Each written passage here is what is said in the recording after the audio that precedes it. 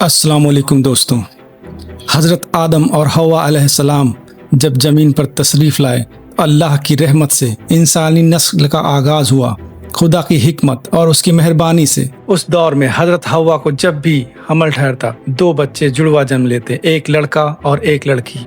यह कहानी है हाबील, काबिल और उस पहले खुदाई कानून की जिसने पूरी इंसानियत को एक बड़ा सबक दिया। इंसानी तारीख की शुरुआत कैसे हुई, वह कौन सा मोड़ था जहां से हसद, जलन और मोहब्बत के रास्ते अलग हो गए। आज की इस वीडियो में हम बात करेंगे हजरत आदम और हवा अलैहिस्सलाम की उन औलादों की जिनसे दुनिया का ये सिलसिला परवान चढ़ा।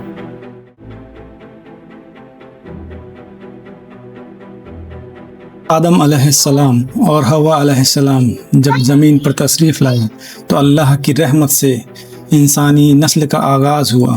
खुदा की हिकमत और मेहरबानी देखिए कि उस दौर में हज़रत हवा को जब भी हमल ठहरता तो दो जुड़वा बच्चे जन्म लेते, एक लड़का और एक लड़की। सबसे पहले काबिल पैदा हुए, उसके साथ उनकी बहन अकलीमा थी। फिर हाबील पैदा हुए और उनकी बहन यहूदा थी। अल्लाह का उस वक्त यह कानून उसकी रहमत पर मबनी था। साथ पैदा होने वाले भाई बहन आपस में निकाह नहीं कर सकते थे, बल्कि दूसरे जोड़े के साथ उनका निकाह किया जाता था। अल्लाह के इसी कानून के मुताबिक हज़रत आदम अलैहिस्सलाम ने चाहा कि हाबील का निकाह अकलीमा और काबिल का निकाह यहूदा से कर दिया जाए, लेकिन काबिल के दिल में शैतान ने जगह बना ली थी। उसे लगा कि अकलीमा ज़्यादा खूबसूरत है, इसलिए वह सिर्फ अकलीमा से शादी करेगा।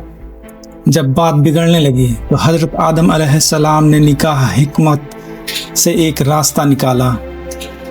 उन्होंने कहा, तुम दोनों अल्लाह की राह में अपनी कुर्बानी पेश करो, जिसकी कुर्बानी कबूल हो जाएगी अकलीमा उसी से निकाह करेगी। उस ज़माने में कुर्बानी कबूल होने का तरीका बहुत ही मोजज़ाती था। लोग अपनी भेड़ पहाड़ पर रख देते थे और आसमान से एक धुएं की आग आकर उस चीज़ को समेट लेती थी जिसे अल्लाह कबूल करता था। हाबील जो कि अल्लाह के वफादार बंदे थे, उन्होंने अपने गले से सबसे बेहतरीन और तंदुरुस्त मेढ़ा पेश किया। काबिल उसने लापरवाही दिखाई और गेहूं का एक घटिया सा टोकरा रख दिया। कुदरत का करिश्मा हुआ, आग उतरी और हाबील की कुर्बानी को चूम लिया। यह इस बात की गवाही थी, अल्लाह सिर्फ दिल की नियत और तकवा परहेजगारी देखता है। हार की आग में जलते हुए काबिल ने हाबील से कहा, मैं तुझे मार डालूंगा। हाबील ने बड़े ही अदब से जवाब दिया, भाई, अल्लाह तो सिर्फ नेक दिल वालों की सुनता है। तुम मुझ पर हाथ उठाओगे, फिर मैं तुम पर हाथ नहीं उठाऊंगा। लेकिन एक दिन जब हाबील सो रहे थे, काबिल ने एक भारी पत्थर से अपने भाई का कत्ल कर दिया। यह जमीन पर होने वाला पहला गुनाह था। कत्ल के बाद जब उसे समझ नहीं आया कि लाश का क्या करें, तो अल्लाह ने दो कौवे भेजे। एक कौवे ने दूसरे को दफना कर काबिल को तरीका सिखाया। तब काबिल रो पड़ा और उसने अपनी गलती का एहसास हुआ, लेकिन तब तक बहुत देर हो चुकी थी। हाबील की शहादत के बाद अल्लाह ने हज़रत आदम को एक बेटा अता किया जिसका नाम शीस अलैहिस्सलाम था। एक बार अल्लाह ने अराफात के पहाड़ पर आदम अलैहिस्सलाम को उनकी पूरी नस्ल की रूहें दिखाई। वहाँ उन्होंने हज़रत दाऊद अलैहिस्सलाम को रोते देखा और अपनी उम्र के 40 साल उन्हें तोहफे में दे दिए। अल्लाह ने इसको कबूल फरमाया। हज़रत आदम अलैहिस्सलाम की उम्र अब 960 साल हुई तो उनकी रूह कब्ज करने का वक्त आया।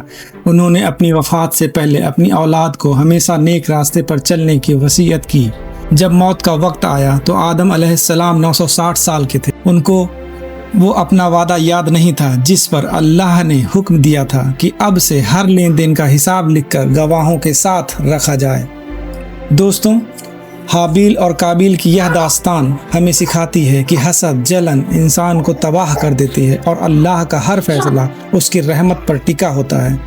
اگر ہم اللہ کی رضا میں راضی رہنا سیکھ لیں تو زندگی سکون سے بھر جائے گی۔ اور دوستوں، یہ کہانی یہ بھی بتاتی ہے کہ اللہ کی مرضی اور اس کے فیصلوں سے ہمیشہ ہماری بھلائی چھپی ہوتی ہے۔ حسد اور ضد انسانوں کو صرف بربادی کی طرف لے جاتا ہے۔ اگر آپ کو یہ جانکاری اچھی لگی ہو تو اسے اپنے دوستوں کے ساتھ ساجھا کریں اور کمنٹ میں سبحان اللہ ضرور لکھیں۔ خدا حافظ۔